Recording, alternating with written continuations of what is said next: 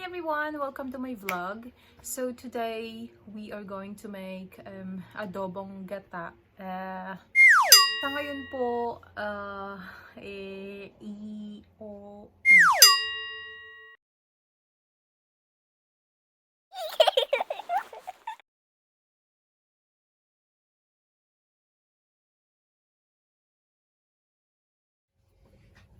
So, ito guys, kailangan muna natin itong i-marinate, itong chicken na to. So, pakiwari ko ito mga 10 chicken thighs.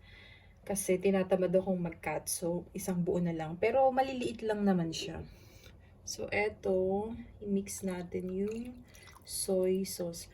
Marami ako mag-soy sauce kasi parang inaano ko siya. Yung parang gusto ko yung malinamnam siya sa loob. Tapos, titignan natin kasi kung maalat na siya, hindi ko nalalagyan ng asin.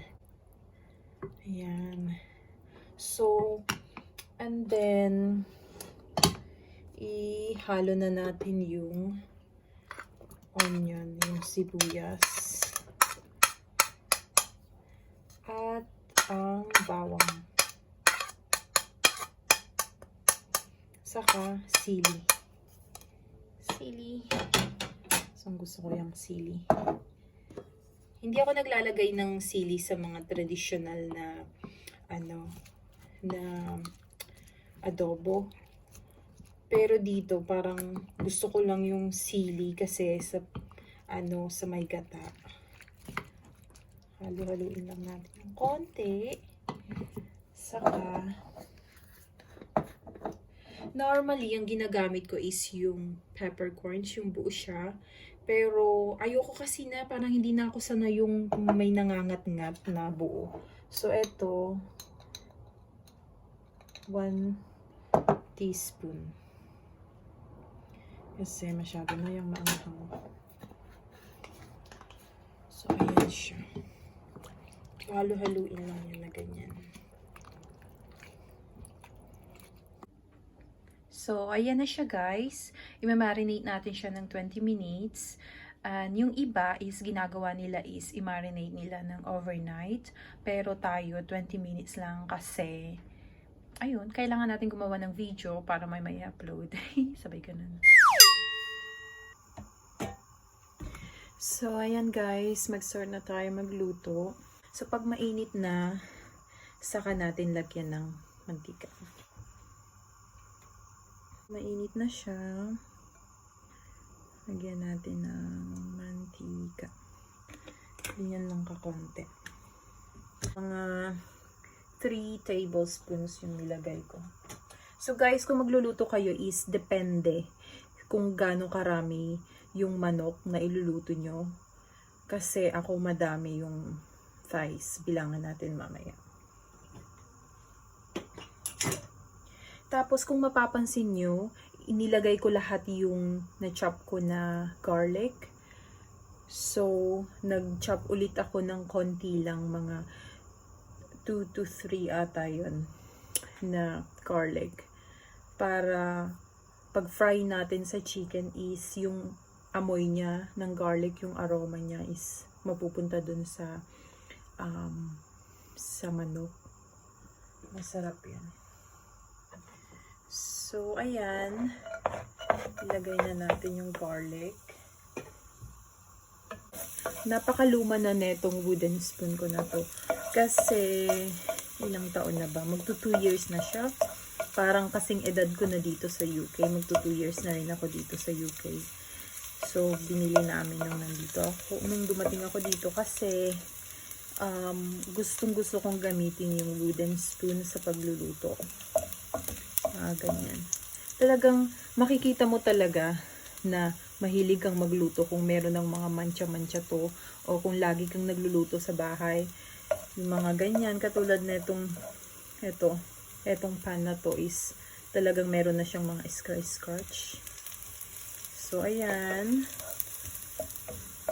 Huwag natin susunugin. Ayan, pwede na natin ilagay yung manok. Yung na-marinate nating manok. Yung manok lang muna, wag muna yung mga sabaw. Nasusunog na siya. Ano ba yan? Ang tagal kong kunin. Ito na siya.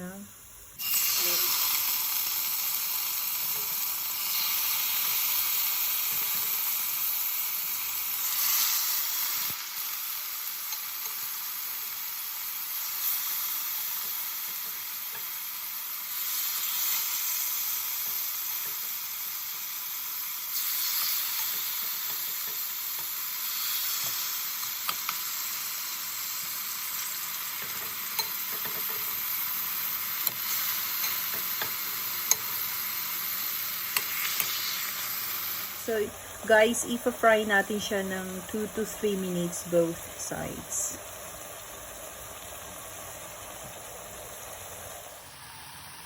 So, ayan, after natin siyang i-fry ng ganyan, idagdag na natin yung marinating sauce natin. Ganyan lang. Pour natin ng ganyan. Ganyan. And, saka 5 pieces na bay leaves. Dahon ng laurel. Kasi maliliit lang to. So, siguro dagdagan pa natin. Yan, okay na.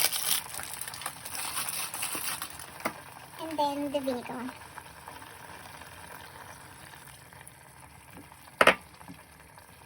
So, ayan, pasok lang natin yung dahon ng laurel sa loob para manuot yung lasa niya dun sa sabaw. Ganyan lang siya, guys. So, napakasimple. Haluin lang natin siya konti para kasi yung vinegar niya para even yung lasa. Ganyan. Konting-konting halo lang. And then, pakuluin lang natin siya ng 5 minutes. So, ayan, after 5 minutes, ilalagay na natin tong gata. So, 1 cup na gata lang yung ilalagay ko kasi baka nakakaumay naman pag yung isang buong lata ang ilagay ko. Yes, mukhang masarap siya. Sa totoo lang, guys, talagang first time ko lang to lulutuin at matitikman. Hindi pa ako nakatikim ng adobo na may gata. So, ito siya. So, hahaluin lang natin. And then, tatakpan natin. And then, hayaan lang natin siyang kumulo ng kumulo. And luto na yan once na malambot na yung chicken.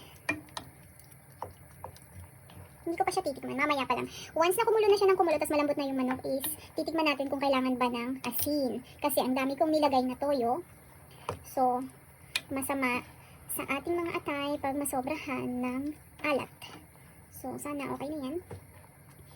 So, ayan guys. Tatakpan na natin siya and then, hayaan lang natin kumulo ng kumulo. Hayaan lang natin maluto ang manok. And then, saka na natin titikman. So, eto na siya guys. Luto na siya.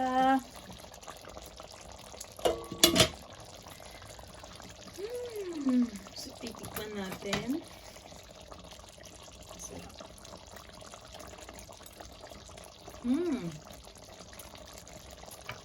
Hindi na niya kailangan ng asin kasi nandun na yung ano. Kaya dinamihan ko yung soy sauce.